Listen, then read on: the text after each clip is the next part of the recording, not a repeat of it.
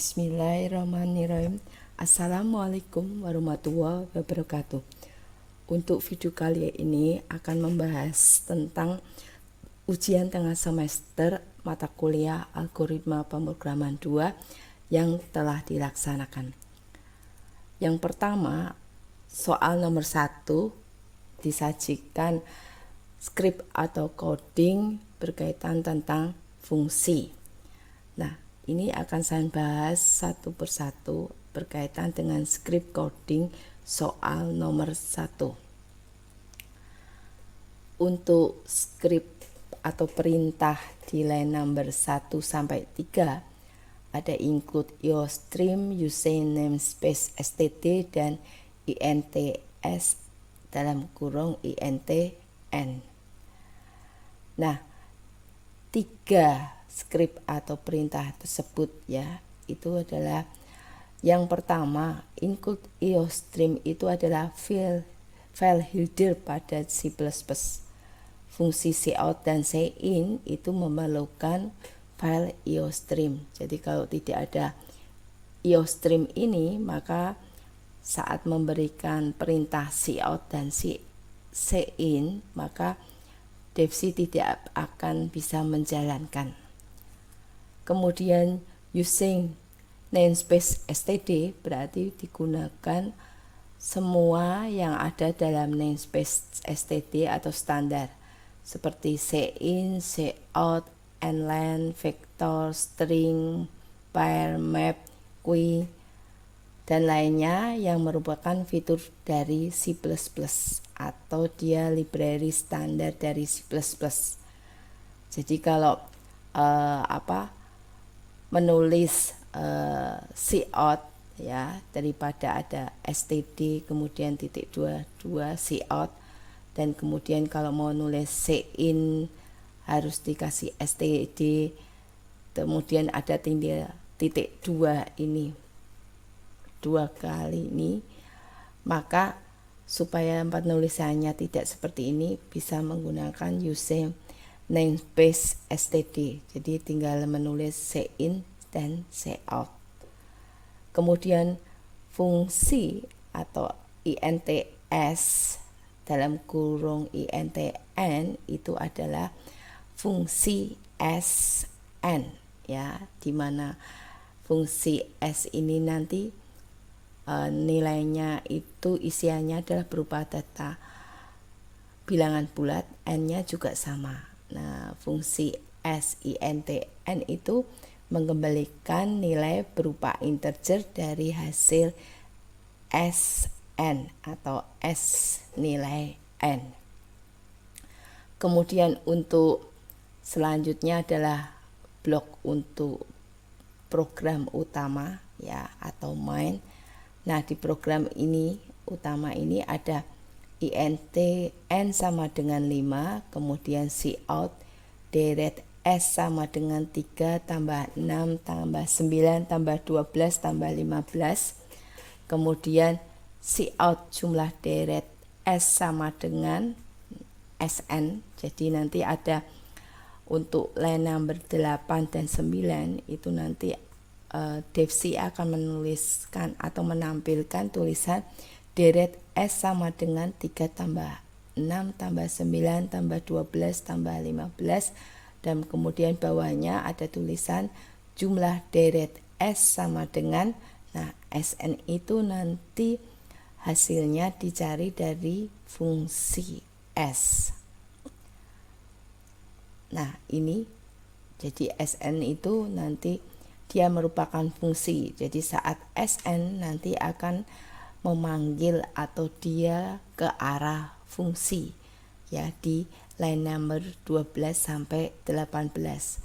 Nah, di fungsi Sn itu ya, ints intn artinya fungsi Sn, S-nya itu nanti berupa integer dan n juga harus diisi dengan integer. Nah, di situ ada perintah ya. Di situ ada perintah bahwa if n sama dengan 1 return 3, s return 3 kali n ditambah sn min 1. Jadi kalau n-nya sama dengan 1, maka nanti Sn-nya itu diisi dengan angka 3 hasilnya. Tapi kalau selain angka 1, maka Sn itu nanti hasilnya adalah dari rumus 3 kali n plus Sn-1 atau penjumlahan dari bilangan-bilangan sebelum Sn-1.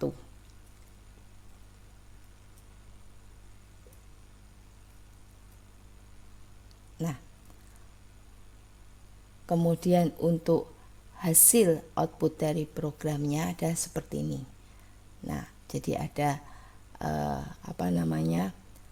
keluar tulisan deret S sama dengan 3 tambah 6 tambah 9 tambah 12 tambah 15. Nah, ini karena tadi tidak dikasih untuk pindah baris, maka tulisan jumlah deret S sama dengan 45 itu ada di sampingnya. Nah, 45 itu tadi didapat dari rumus fungsi. Nah, kenapa hasilnya 45? Karena tadi n-nya adalah 5. Maka menggunakan fungsi tadi Sn. Nah, untuk selanjutnya soal nomor 2. Nah, di nomor 2 ini disajikan data ya, array yang isinya ada 10, 20, 30, 40, 50, 60, 70, 80, dan 90. Nah, diminta untuk membuat program searching dengan Sentinel dengan angka yang dicari itu adalah angka 100. Nah, harus codingnya seperti apa? Jadi ini ada data yang ada adalah 10 sampai 90 ya dalam array. Nah, kemudian dicari angka 100 di dalam array tersebut. Nah, programnya menggunakan Sentinel. Jadi output programnya nanti adalah apakah angka 100 itu ketemu atau tidak.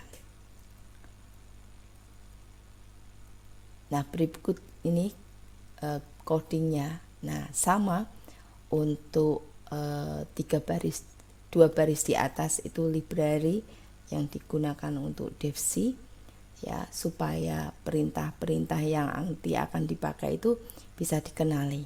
Kemudian int main program utama, kemudian ini int x dalam kurung sikus 9, itu artinya adalah ada variabel x ya. X ini adalah variabel array yang isinya nanti ada 9 ya.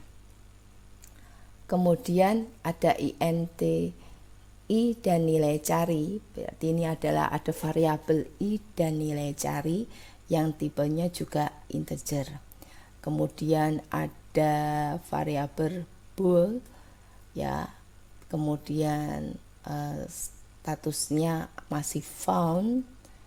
Kemudian ini cout ya, cout untuk membuat tulisan garis-garis. Kemudian cout ada ketikan atau cetakan tulisan modifikasi searching dengan Sentinel, kemudian cetak garis lagi, kemudian ada cetak tulisan. Berikut ini adalah elemen data array nlen. Nah, nlen itu artinya tulisan selanjutnya akan pindah baris, atau yang di depan garis miring n itu juga menunjukkan bahwa tulisan tersebut ada di line atau baris selanjutnya.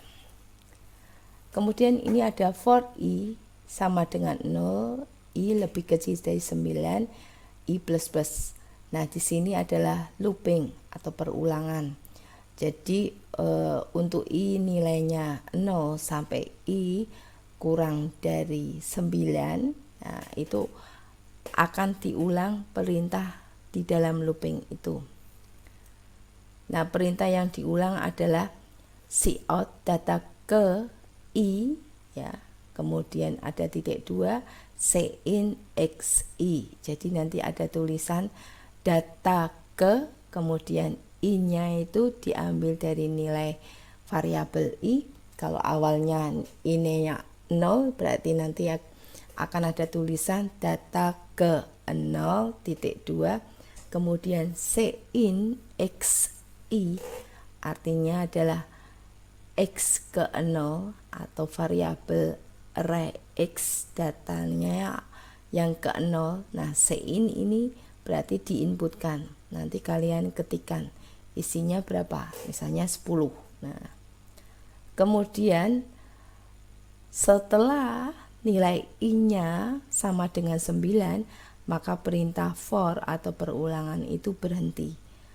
Setelah berhenti, maka nanti akan mencetak tulisan cout garis-garis, kemudian pindah baris ya, kemudian ada tulisan masukkan nilai yang dicari. Kemudian Cin nilai yang dicari. Jadi cout itu mencetak tulisan tadi yang ada di dalam tanda petik, masukkan nilai yang dicari, kemudian Cin nilai yang dicari, masukkan angka yang nanti akan dicari yaitu 100.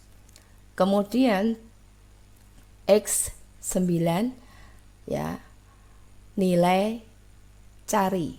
Nah, jadi X yang ke-9 ya, data array yang variabel X array data yang ke-9 nanti itu diisi dengan nilai yang dicari ya, sama dengan nilai yang dicari. Kemudian fontnya diganti ya, fontnya. Jadi ada tadi variabel boolean val ya. Jadi ada variabel font tipenya boolean. Jadi font itu nanti isinya true atau false.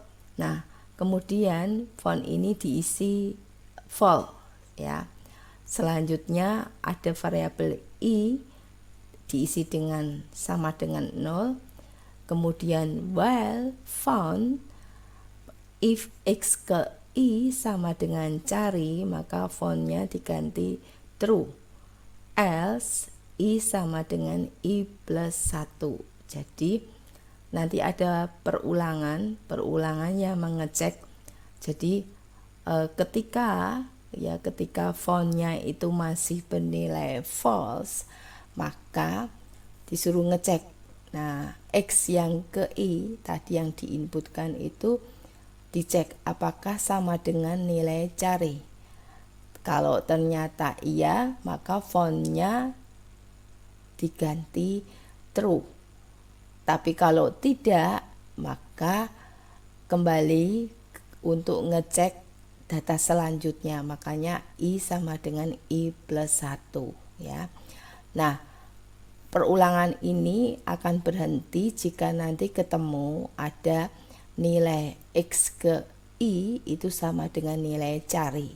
Jadi kalau selama nilai nilai X ke I itu tidak sama dengan cari, maka perulangan itu akan tetap berjalan.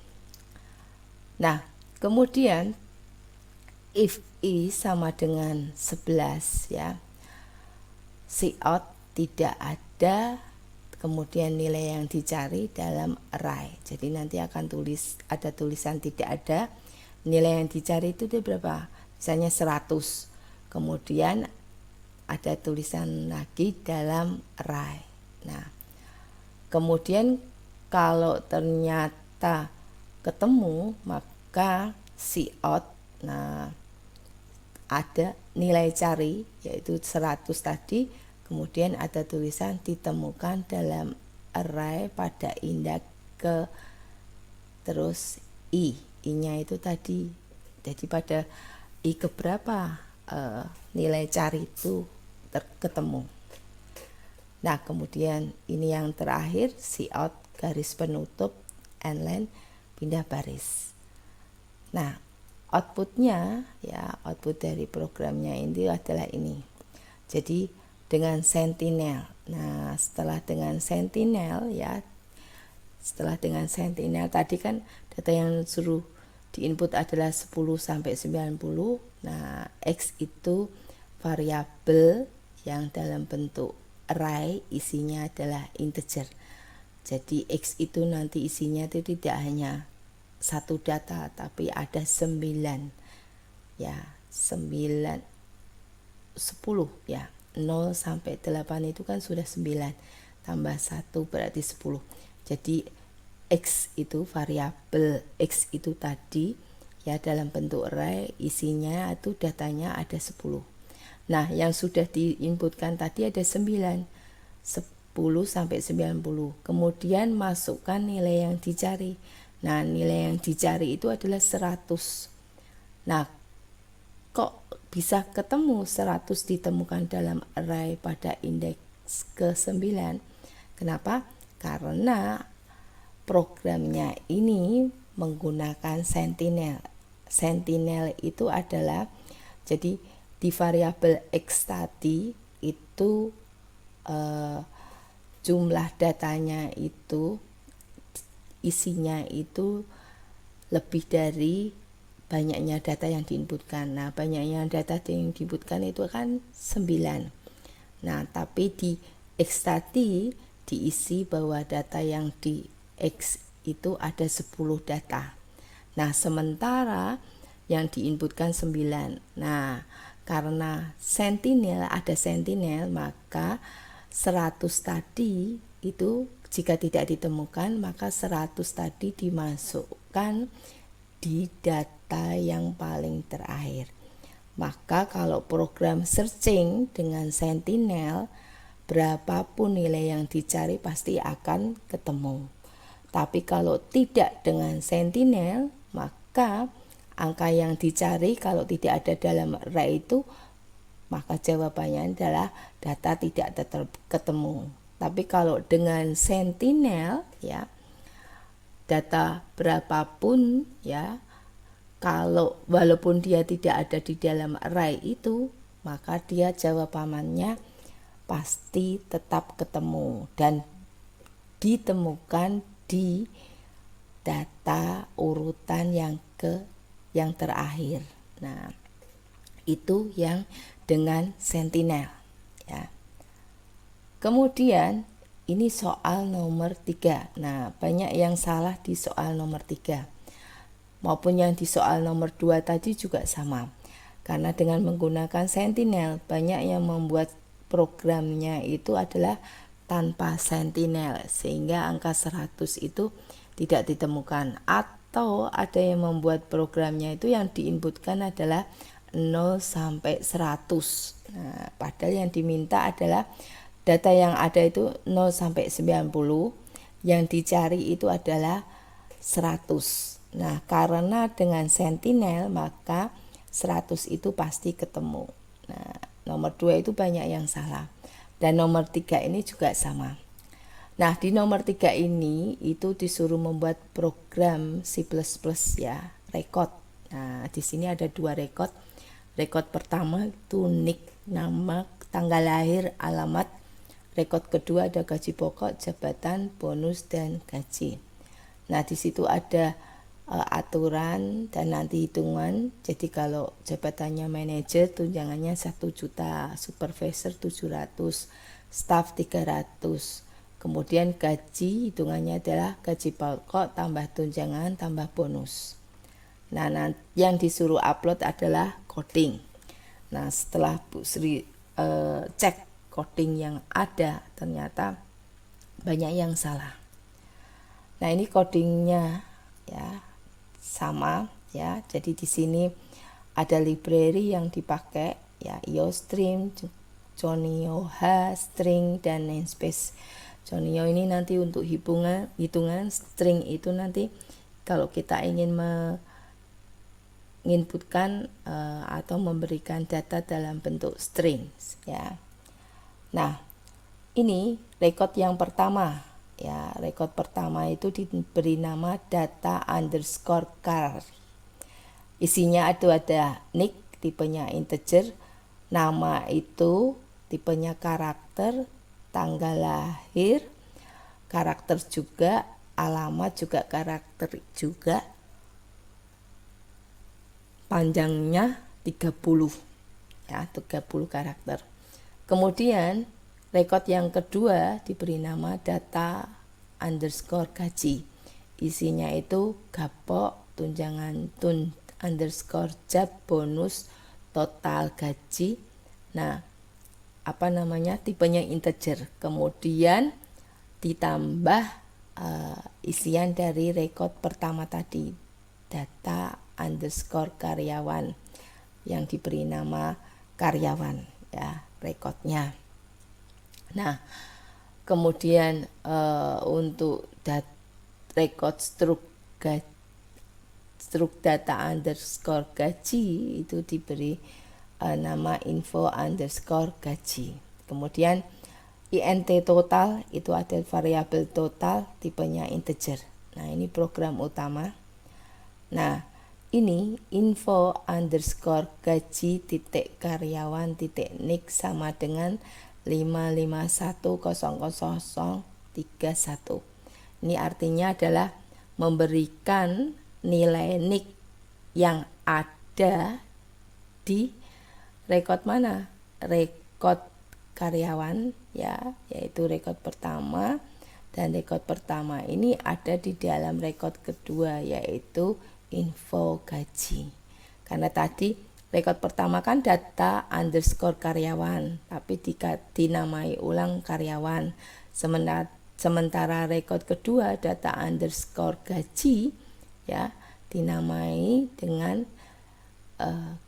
info underscore gaji. Maka berarti ini memberikan nilai nik, ya, yang ada di rekod karyawan, dan rekod karyawan tadi ada di dalam rekod info underscore gaji.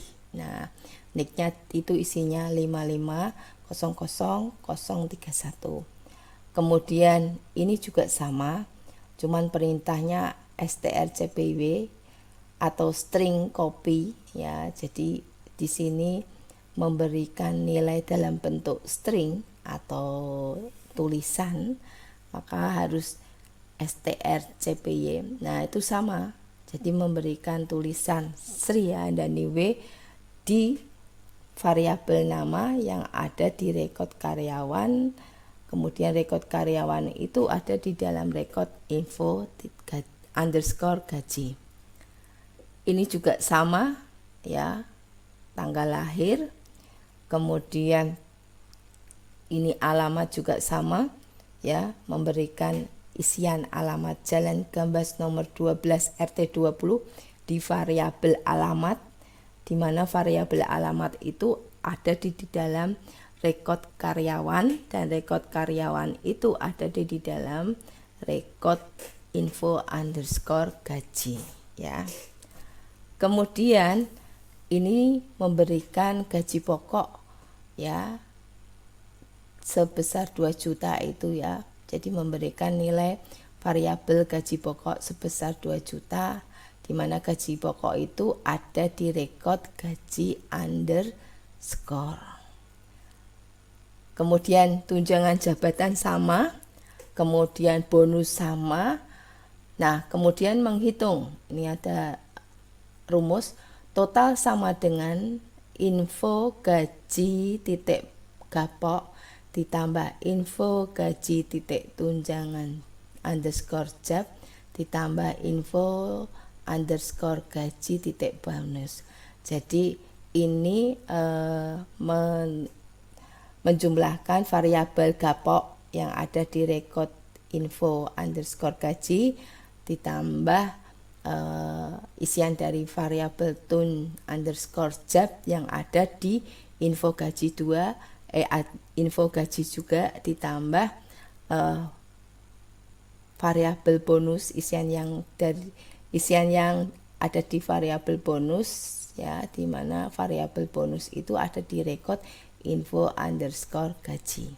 Nah, kemudian info underscore gaji titik tot gaji itu sama dengan total. Jadi total gaji atau tot underscore gaji yang ada di rekod info underscore gaji itu diisi sama dengan total tadi hitungannya. Nah, kalau sudah tinggal dicetak tulisannya. Tulisan kemudian isian dari rekod tadi yang sudah diinputkan. Nah, ini ada cout ya, semuanya cout itu mencetak tulisan plus isian dari rekod tadi yang sudah diinputkan. Nah, termasuk ada hitungan gajinya tadi. Nah, ini hasil output programnya. Nah, jadi NIK karyawan tadi terisi dengan 551000031 ya, sama dengan yang setelah diinputkan. Nah, ini nanti semua namanya Sri Handani, tanggal lahir 31 Agustus 1976, alamat Jalan Gambas nomor 12 RT 20, gaji pokok 2 juta, tunjangan 1 juta, bonus 500, maka total gajinya adalah 3.500.000. Nah, yang banyak yang salah untuk nomor 3 ini adalah banyak yang tidak menggunakan rekod. Nah, kemudian yang kedua adalah menghitung gajinya tidak sesuai dengan yang ada di soal. Nah, jadi perlu diingat dalam membuat program itu adalah outputnya atau intinya bukan program itu bisa jalan dan ada outputnya, tapi harus dilihat outputnya sama dengan yang ditentukan atau tidak. Nah, karena banyak yang salah, karena di sini di soal itu ada aturannya bahwa dibuat menggunakan rekod. Kemudian yang kedua adalah ada hitungan tentang total gaji yang sudah diberikan. Nah, banyak anak-anak atau mahasiswa itu menghitung gajinya atau membuat total gaji itu dengan rumus sendiri atau bahkan diinputkan secara manual. Nah, itu pentingnya kenapa dibahas tentang soal UTS kemarin, karena banyak dari kalian yang menjawabnya itu tidak teliti. Artinya tidak diperhatikan soalnya. Jadi intinya untuk membuat program ini adalah output itu harus sama persis atau sesuai dengan tujuan atau ketentuan awalnya. Jadi kalau programnya jalan tapi outputnya tidak sesuai dengan yang ditentukan, maka dianggap program itu salah ya. Nah, ini untuk 3 soal UTS kemarin ya. Di sini saya kasih jawaban, banyak jawaban yang tidak sesuai dengan soal. Jadi jika membuat program, perhatikan output yang diinginkan atau aturan yang telah ditetapkan. Jadi percuma saja membuat program bisa jalan, tapi outputnya itu tidak sesuai dengan yang diinginkan atau tidak sesuai dengan aturan yang ditetapkan.